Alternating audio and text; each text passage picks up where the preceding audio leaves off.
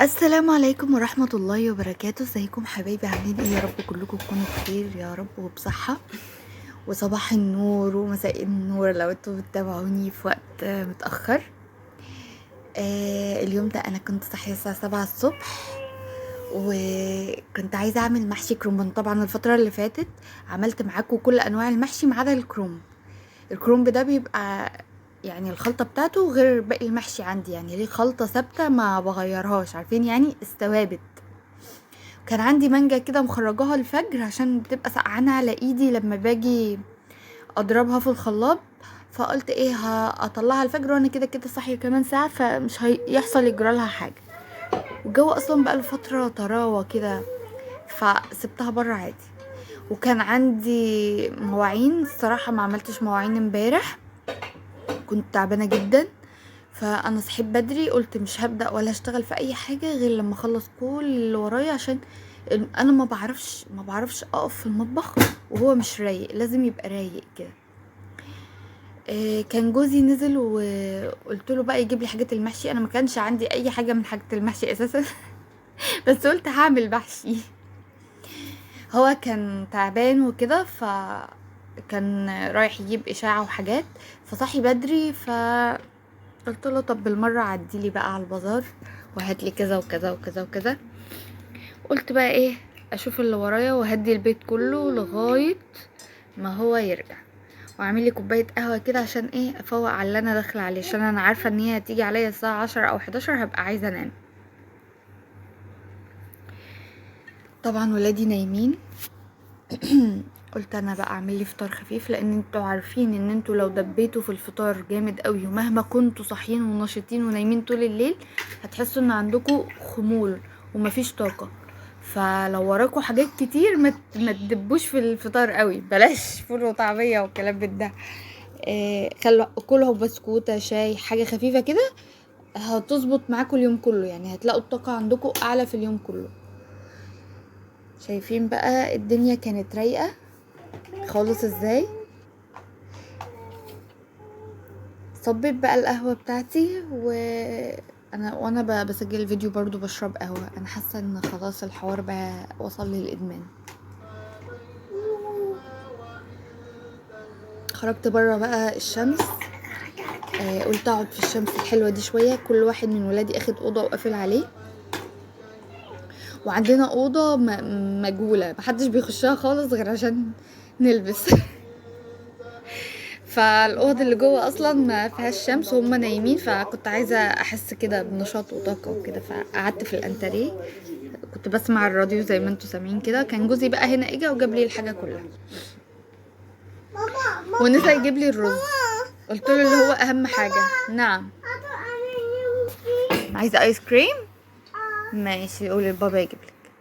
على بقى ما الرز يجي انا طلبت السوبر ماركت، فقلت هعمل اسمها ايه بيقولوا عليها تخديعة، او اللي هي الصلصة بتاعة المحشي دي بقى على قديم وجبة. يعني انا عملت لكم في ورق العنب ومحشي الخضار خلطة اللي هي كله ني في ني وبنسوي على البوتاجاز مرة واحدة، دي ما ببطلهاش طبعا في ورق العنب. لكن محشي الكرنب يا جماعة لازم اعمله بطريقة نينا، ما عملوش غير كده ابدا، ولا زود له اي حاجه ولا افتكاسات من اللي طلع الجديده دي ولا اي حاجه، بيطلع زي العسل. كفايه بس ريحته بتبقى قلبه العماير اللي جنبي واللي جنبي يعني. لو حد خرج من البيت وراجع وعارف ان البيت ده فيه محشي هيعرف ان المحشي من هنا. دي ريحه المحشي بتاع بيتنا. عارفين انتوا الروايح دي؟ عايزه اقول لكم حاجه، انا ننتي كانت يعني كل جمعه احنا كنا بنروح لها خميس وجمعة، كانت كل جمعة لازم تعمل لنا محشي. فكان ايه، كنت مثلا اروح، هي بنتي كانت ساكنة في الدور الثالث، اول ما ادخل من بوابة العمارة بتاعتها كده اشم المحشي بتاعها من تحت، والله العظيم كانت ريحة طبيخ نينا مميزة. لغاية دلوقتي اما بعمل محشي وتطلع ريحة شبهها بفتكر الايام الحلوة دي قوي. يعني انا من الناس ان الروايح بترجعني كأني في المكان اللي كان زمان ده. قبل بقى ما الرغي ياخدنا كنت عايزه اقول لكم ان انا في الطماطم بشيل الحته اللي هي بتبقى جوه الطماطمايه، لان ديت شفت دكاتره كتير بيقولوا ان لو الحاجه مرشوشه كيماوي فهو بيتجمع في الحته دي، فالاحسن لك حتى لو هي مش مرشوشه واثقه من اللي بيجيبها وكده، الاحسن ان انت تشيليها. ده شاي الكرك مرات خالي روح قلبي هي اللي جايبهولي، كنت هتهبل واجربه من كتر الناس اللي بيقولوا عليه، يعني شفت ناس كتير شربوه وقالوا لك احنا معناش هنشرب الشاي المصري تاني، يعني اللي شربوه دول المصريين. فكنت هتهبل واجربه، وعايزه اقول لكم انه طلع رهيب رهيب، هعمل لكم ريفيو عليه. انتوا طبعا متابعيني، حطيت الصلصه والثوم والبصل ومرقه. المرقه طبعا دي اختياري، بس انا بحسها بتدي طعم للاكل. ان انتي طبعا ما كانتش بتحطي مرقه هنا، كانت ممكن تحطي على الصلصه دي شويه من شوربه الفراخ، بس طبعا انا هنا مش هسلق الفراخ. انا كان عندي شوربه لحمه في التلاجة فقلت هسوي بيها المحشي. الفرخه كنت عايزه اشويها، بصوا حطيت ايه: بصل وفلفل وطماطم وتوم وعسل وملح وفلفل وكمون فقط لا غير، اهو بشاور لكم عليهم. وحطيت صويا صوص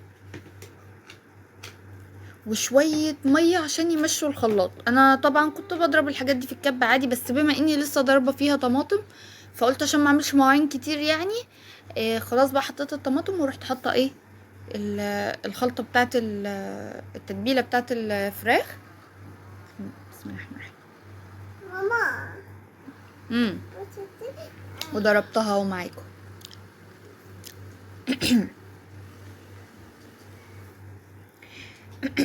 بس كده خلصت. حطيت بصل، بحب طعم البصل المتبل كده ومشوي في الفرن، وحطيت الحاجات اللي هي بتبقى في الفرخه، وفتحت الفرخه من ظهرها كده وشقتها من كل حته عشان التتبيله تقعد فيها.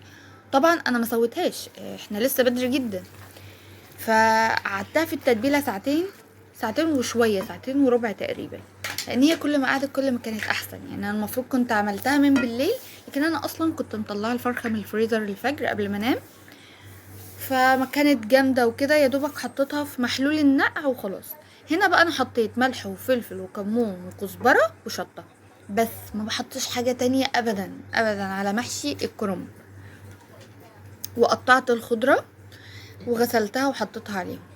جوزي كان جايب لي اصلا الفلفل هما مقمعينه، فطبعا الحوار ده سهل عليا برضو وقت، مع ان الفلفل ما بياخدش وقت، بس يعني برضو خطوة تسهل ونضيف وكل حاجة. بس طبعا انا غسلته وحطيت تحتيه بصل وحطيته في الحلة، بحب احطه كده عشان اعرف الحلة تاخد كمية قد ايه، وعين الباقي ما يتبهدلش. ودخلت بقى على الأوضة بنتي كانت صحيت، ففتحت كده نور الشباك وقعدت بقى في الأوضة في المروحة ورصيت الكرنب. بصوا انا عليا رصة كرنب يا جماعة. تركي بقى. بحب ارصه رفيع، وطبعا هو الصبع كان طويل لان مش انا اللي مقطعه، شفتوا هو الطبق جايلي متقطع جاهز. هنا بقى الفراخ كانت خلصت، وكنت غرفت الكرنب وخدت كام واحدة من الفلفل وسبت الباقي ايه الغدا بكرة، لان طبعا الهدة دي مش هطبخ تاني يوم اكيد، يعني الهدة دي بتبقى على يومين. بصوا الاكل كان طالع تحفة. حطيت بقى هنا البيبسي، كانت هتقع من على العين، فحطيتها كده في حته. وعايزه اقول لكم ان الشاليمو اللي هو المعدن ده، كانك عارفين الكوبايات المعدن اللي انتوا بتشربوا فيها ميه زمان دي، فاكرينها اللي بنلاقيها في المحلات اللي هي الشعبي، اللي هي بتاعه المشويات والكشري والكلام ده. الشاليمو ده نفس الطعم بالظبط، حلو جدا يعني، عجبني اكتر من الازاز، مع ان الازاز اغلى بس ده عجبني اكتر. نزلنا بقى بعد ما خلصنا، طبعا كان كل ده بدري، اتغدينا وخلصنا كله بدري، وده فايدة الصحيان بدري. رحنا مع ابني التمرين، وبعد التمرين هو المفروض كان عنده دكتور سنان، انتوا شفتوه راح كان ميعاده واحنا نسيناه، وديناهم بعد التمرين ده كيدز اريا، نسينا اصلا ان هو عنده دكتورة سنان. فقعدنا هنا شوية، شربنا القهوة بتاعتنا، كان تمرين، وكان الساعة 7 تقريبا. قعدنا نشرب بقى القهوة، وبنتي مجربتش حتى بهدلت جوزي، يعني التيشيرت الأبيض بتاع جوزي ده مكانش بيه. راح غير ونزلنا كملنا. فعلا بنتي يعني يا جماعه ادعوا لها ربنا يهديها، ادعوا لها بجد ربنا يهديها. كانت بتجيب الرمل من الارض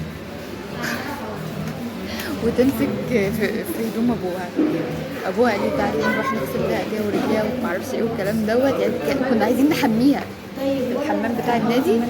فقبل ما يعني الميه مسكت ايديها والميه في وايديها فيها رمل، راحت ماسكه التيشيرت بتاع باباها، يعني بقى طينه على تيشيرت باباها. بس قال لي والله العظيم انا اخدكم معايا التمرين. عشان كده تلاقوني ما بصورش في النادي، ما بيرضاش ياخدني خالص بسببها. هي كانت قاعده تلعب واخوها كان بيلعب. عايزه اقول لكم ان الكدقريه دي كلها بتحب ابني، يعني كلهم يعني هو هناك حد مشهور قوي رحنا بعديها قعدنا في كافيه. فانا ما صورتش هناك عشان كان يعني انا كنت قاعده مع قرايب جوزي وكده، فانا ما بحبش اصور ويبقى حد مش عايز يتصور او الكلام ده. فانا يعني انا بكتفي بينا يعني بعيلتنا بس في التصوير والكلام ده.